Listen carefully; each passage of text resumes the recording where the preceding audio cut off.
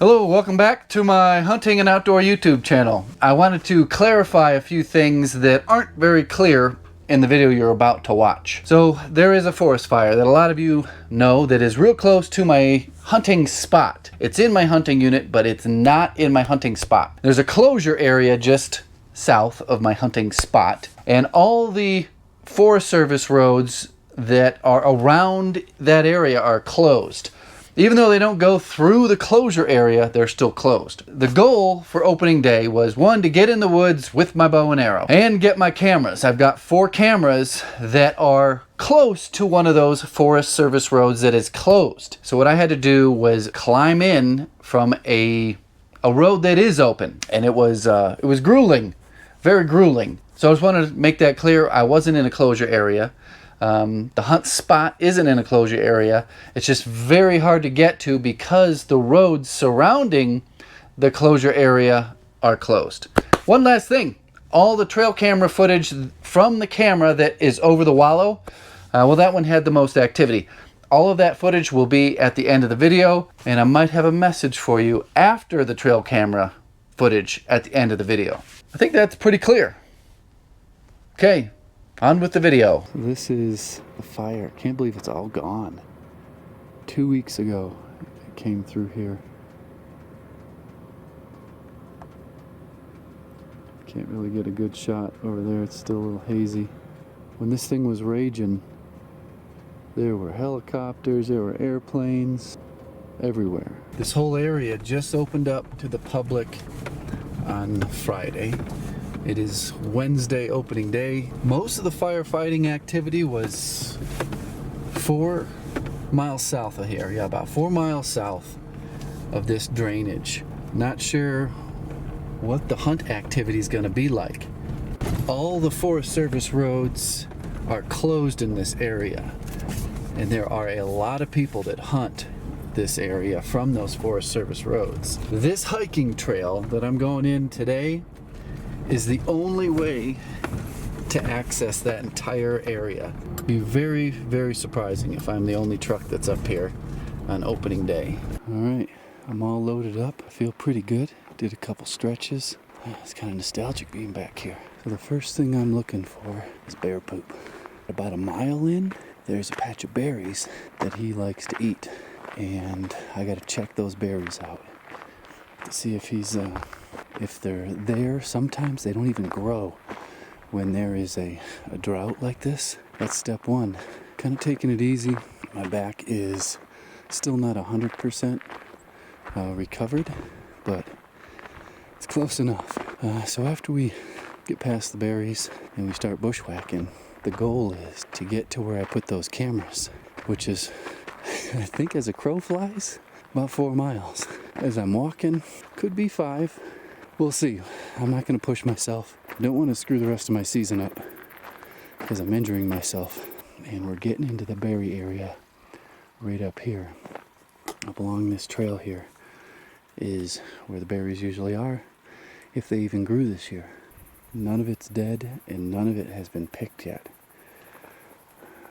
This has me curious. Did all the air firefighting activity, all the helicopters, move the animals out of this area? Because this is a lot of berries to eat here. This whole little grove hasn't been picked at all. This is where I leave the trail. This is the named hiking trail. It's about 3.5 more miles till it intersects the next Forest Service road that has been closed for 2.5 weeks. I gotta top off my water. Probably fill this up to 2.25 liters, and then that'll be good until I come back down. So this is it. Got the dirty bag, Sawyer squeeze, and the little coupler. We got our first bit of bear poop. It doesn't look fresh, and there's no berries in it. Some of these could be here just for the week. I don't see the red one. Might be that one. I might know that guy. We're heading way up top there. Staying focused on getting to those cameras. And it's going to be a bit before I would have the opportunity to see something. I do want to check out this illegal log cabin up here that was built 2 years ago. They must be confident that the elk are still here. Take their e-bike in. That was pretty serious. Take a look at this. It's kind of creepy. This was built 2 summers ago. I found this. More firewood right there. But I gotta get way up top and just going slow and steady. I want to give you an idea what it looks like going through here. My route is to get to this ridge line and keep going up and up and up. I'm already 2.5 hours into this hike. I've come up over the hill. Those tents were just down this way, and that cabin is just over that way. But I am gaining some elevation. So the little triangle on the left is where I'm at. And that group of tracks and yellow dots and red flags on the right over here is where I got to get to. All that other stuff there is from my 2018 hunt. I covered a lot of miles that year, all the way up and over. But I think we're just about a mile. Jesus, bird scared the shit out of me. I'm riding up that ridge there. You can see right on the edge of that dark. And it should flatten out here about 3/4 of a mile. There's another one from last year. If I find one from this year, I'll show you. It can be confusing, even though there's sap running out of that. It's all dried up. And it is not fresh. See how dry that is. All that sap just kind of brushes off. Alright, we made it. Right there is one of my cameras. This pine tree right here is the tree that I had planned on putting a tree stand in if I could have gotten up here through the Forest Service roads. Another one down here. Let's go see if that wallow's been hit. We're gonna go to the wallow cam first. It's what time is it? It's 2:30 in the afternoon. The last time I was here it was really tore up. So it has been worked, but not very recently. Not recently at all. So if that camera worked right there, we've got something.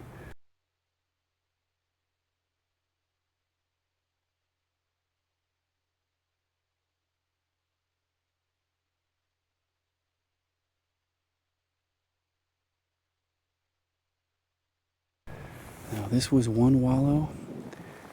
Keep in mind it's only September 2nd. They wallow all throughout the whole month. And right down here, they had tore up another second. Wallow right there is a bunch of standing water. Very, very light action in there. I'll put in what it looked like in 2017. There's a wallow there. And there's a big wallow right there. Kind of strange. I've been up here so many times. And you can still get disoriented.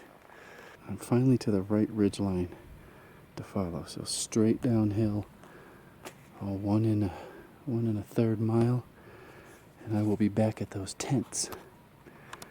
And wonder if anybody's down there. Be nice to talk to them, see if they have seen anything, since the fires. Oh, there's a hunter right there. What a coincidence. Coming out of that. Oh, 2 of them.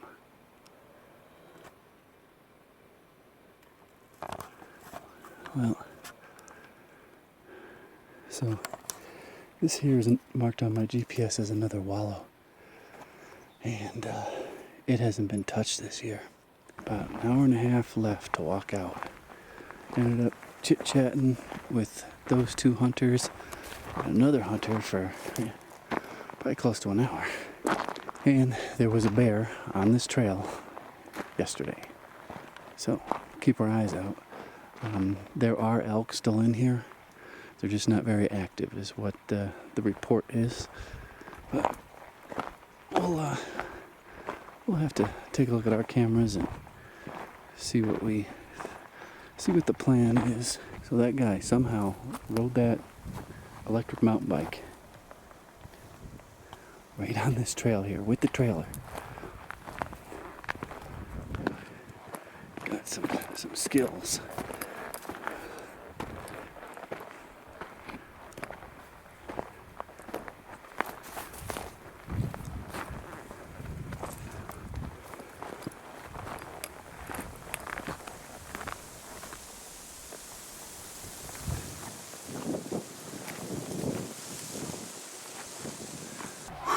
Well, made it back.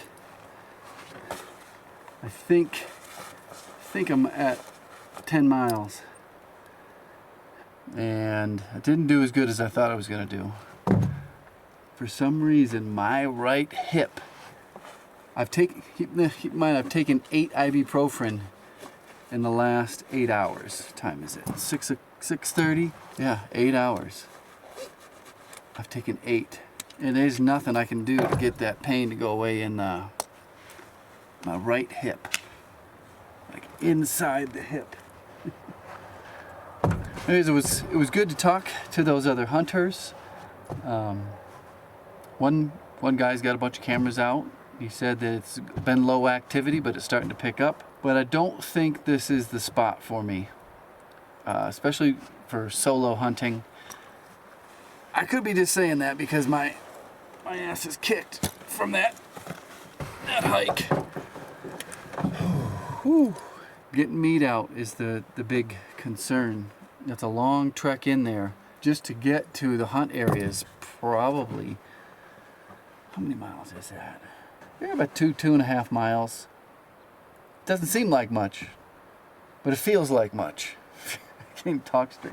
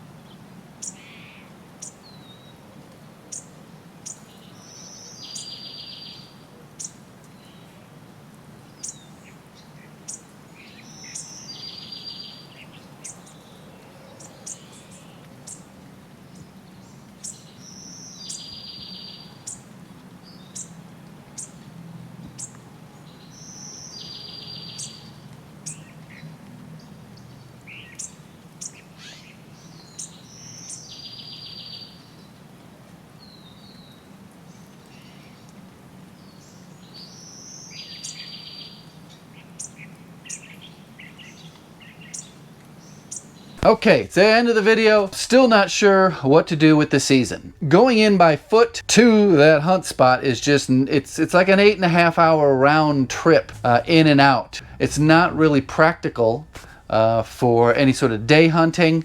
I could pitch a tent up in that area, but also one trip with one quarter to the truck and back is 10 miles. It's a 10-mile round trip for one quarter. I do have a cow tag, so that would be a 50-pound 10-mile trip, and I just can't handle it anymore.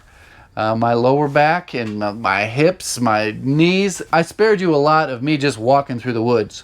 It was, like I said, 8 hours round trip to do the 10 miles. The downhill really kicked my butt on my knees. It was weird. The top part of my knees started getting more and more sore. The trekking poles helped out a lot. I would not have been able to make it without the trekking poles. It's kind of crazy. I used to think they were for sissies. So I'm not sure what the next step for the season is. I promised myself I would go to a new area. And what I want to do is take a Forest Service road up until it ends at a wilderness area. In a wilderness area, you are not allowed on a mountain bike. You can only walk in, and I think maybe you can take a horse. I'm not sure about the horse. Go at least 1 mile and pitch a tent and hunt for 2 nights. So that will be sometime in the next 20 days. And then I've got something sitting right over here that I just impulse bought today that I'm not sure what I'm going to do with it, if it's going to be ready for this year or what. I'll have some more videos on what's sitting right over here in the future. Put a comment below if you've got a question on anything. I didn't quite discuss it in this video, but I started out with a bow sling that went all the way up and over one of the stays of the backpack, and it put me off center. I did about 1.5 miles that way, and you don't want to do a bow sling in the backcountry. You have to get that thing strapped to your backpack in the center. That kind of threw me off kilter for the first, 1.5 miles. And I think that was the slippery slope of the joint pain, coming on later in the hike. Goodbye.